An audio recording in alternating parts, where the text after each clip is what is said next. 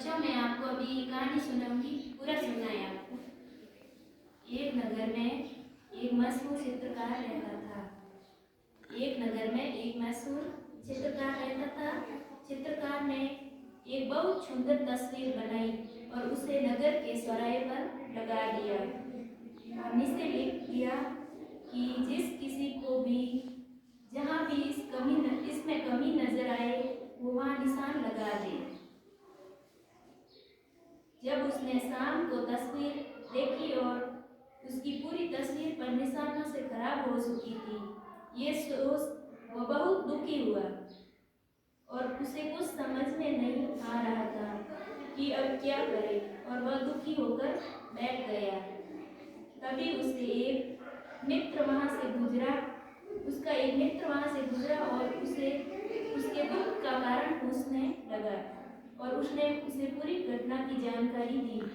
उसने कहा कि एक काम कर लो, कल दूसरी तस्वीर बना लो और उसमें लिखना कि जिस किसी को भी इस तस्वीर में जहाँ भी कमी आए उसे सही कर दे।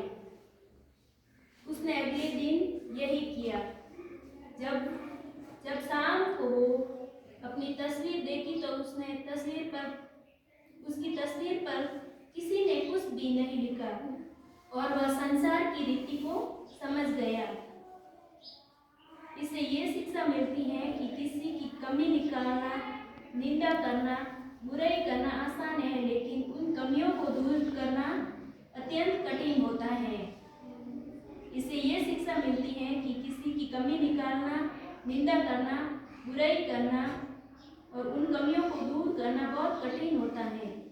ठीक है, अब मैं आपको दूसरी कहानी सुनाऊंगी। नो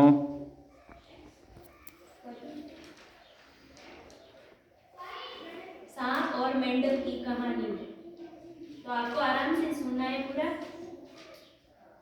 एक बार एक सांप एक झील के सभी मेंढकों को खाने की योजना के साथ झील में आया।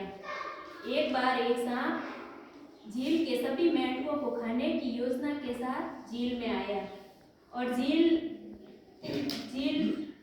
के पास पहुंचकर सांप ने मेंढकों से कहा कि मैं यहाँ एक ब्राह्मण के श्राप के कारण आपकी सेवा में आया हूँ।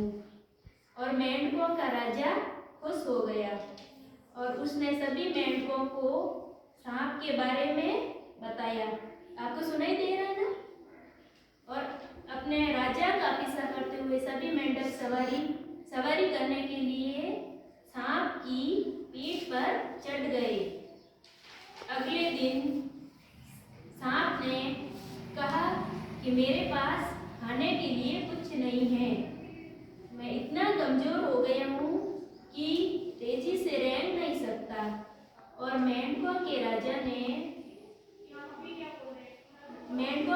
ने सांप से कहा, आप अपनी पूंछ के अंत में बैठे सभी छोटे छोटे मेंढकों को खा सकते हो। और एक मेंढक को सांप ने खा लिया। अगले कुछ दिनों में सांप ने सभी मेंढकों को खा लिया। अब केवल मेंढकों का राजा ही पीछे बच गया। अगले दिन सांप ने फिर से कहा, मेरे पास खाने के लिए कुछ नहीं है, मैं इतना कमजोर हो गया हूँ कि तेजी से रेंग नहीं सकता। मेंढकों के राजा ने फिर से कहा, आप अपनी पूंछ के अंत में बैठे छोटे मेंढक को खा सकते हो। और ऐसा करते हुए सभी मेंढक निकल गए और वो अंत में राजा बचा था मेंढकों का, उसको भी सांप ने निगल लिया। इससे ये शिक्षा मिलती है कि